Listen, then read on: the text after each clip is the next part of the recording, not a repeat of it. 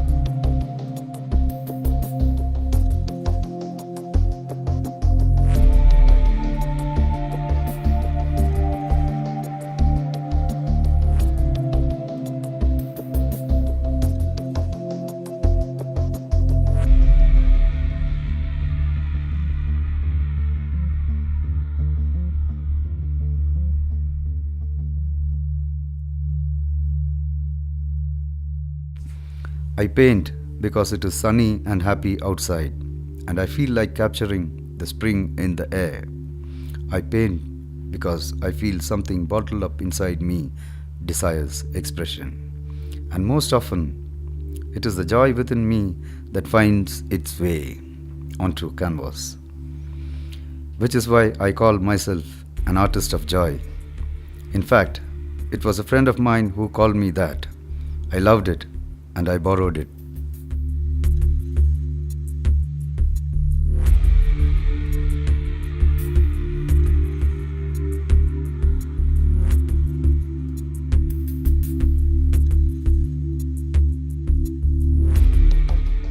When we talk about art, most of us are indulgent.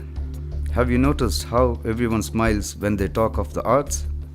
It costs us nothing to appreciate, and it costs us nothing post-appreciation. To dust our minds clean and go home. And that's where I think we do not give the arts enough gravitas. What we don't need is what defines us.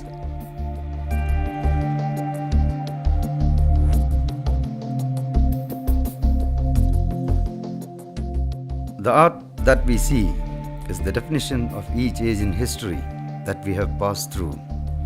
Nothing defines an age as well as its art. Only an era that saw the theory of relativity and simultaneity could think up Cubism. The relation between multiple events happening at the same time across the same frame of reference. Only the adventurous gusts of science, philosophy, and new theological thinking could spawn the depth and observance of nature that we see in Renaissance art. Renaissance art captured the perspective and zeitgeist of the times.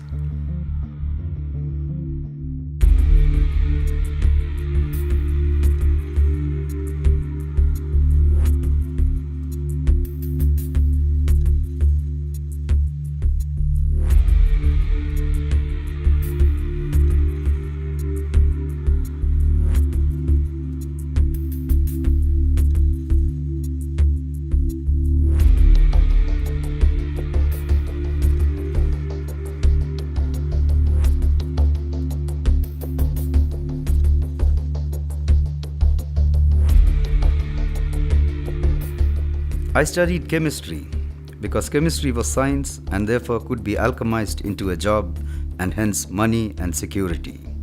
Art? Well, most people are not bold enough to challenge the security of chemistry with the insecurities of the life of an artist. And that is exactly what we need to change. Because if we manage to change that, we definitely will have a more colorful world, a happier world, a world that has less strife. Because, as Bruce said, we are able to see what others see.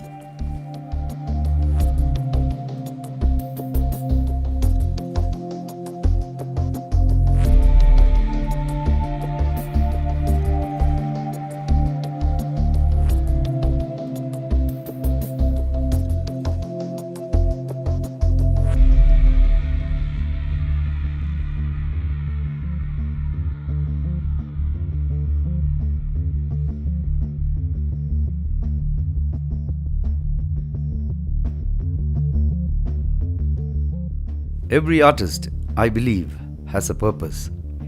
Mine, I believe, is to bring joy to the viewer. Every time I paint, that is what I try, to transmit the joy I feel. I hope the joy comes through. I hope it reaches out and touches you.